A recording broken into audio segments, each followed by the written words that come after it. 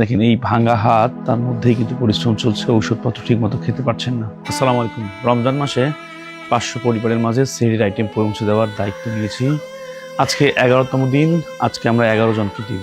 তারই ধারাবাহিকতায় আজকে এসেছি এক মামার কাছে। আপনারা নিজেরাই শুনলেন, উনি দীর্ঘদিন রিক্সা চালিয়েছেন। হঠাৎ করে অ্যাক্সিডেন্টের পর তার হাতটি ভেঙে যায় এবং তারপর থেকেই উনি 4 মাস ধরে বসে আছেন। ওই হাত হয়তো আর আগের অবস্থায় আসবে না, কিন্তু সংসার সেই কথা শুনে না, পেটের ক্ষুধা সেই ব্যথা বুঝে না।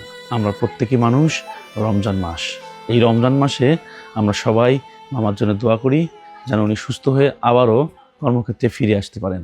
আপনারা অনেকেই জানেন, অনেকেই বুঝেন, দেখেন, শুনেন, কিন্তু অনেকের দেখার চোখ নেই, শোনারও কান নেই। ভিডিওটি ভালো লাগলে ফলো করবেন, শেয়ার দিবেন।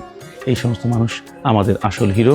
তারা আপনার সাহায্য চায় না, সহযোগিতা চায় না, তারা শুধু নিজের মতো করে বাঁচতে চায়। আসুন আমরা তাদের সাহস যোগাই।